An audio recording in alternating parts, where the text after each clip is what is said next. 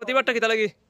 আজকের প্রতিবাদটা যে আমরা ওয়াকফ বিল খালা খানুন একটা হইলো, এই খালা খানুনের জন্য আমরা খালা কাপড় লাগাই আমরা ধিক্কার জানাই। আর দ্বিতীয় খন্ডশাহী মসজিদের সামনে নামাজের পরে কিছু মুসল্লিরা জমা হয়ে ওয়াকফ বিলের বিরুদ্ধে কিছু প্রতিবাদ সাব্যস্ত করা হয়েছে।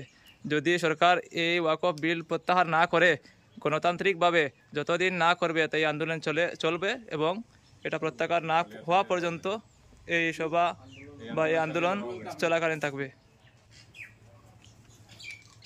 আমরা ইসলাম ধর্মাবলম্বী মানুষ, আমরা স্বাধীনতা থেকে আজ পর্যন্ত ভারতের সংবিধান মেনে চলে আসতেছি এবং প্রতিজ্ঞা করতেছি যতদিন আমরা বেঁচে থাকবো ততদিন পর্যন্ত ভারতের সংবিধান সম্পূর্ণভাবে মানিয়ে চলব।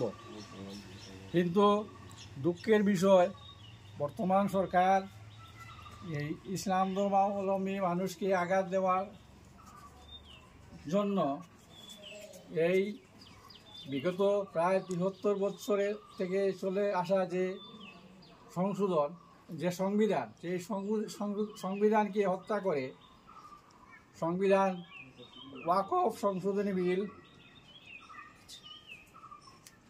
করেছে।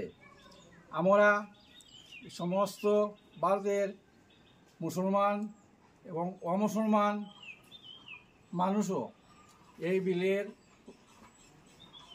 প্রত্যাহার দাবি করছি। এই মর্মে আমরা আজ থেকে ৭ জুলাই পর্যন্ত যদি ভারত সরকার এই আইন প্রত্যাহার না করে তবে আমরা গণতান্ত্রিকভাবে এরকম প্রতিদিন এই আইনের বিরুদ্ধে ধর্ণা কার্যসূচি গ্রহণ করব।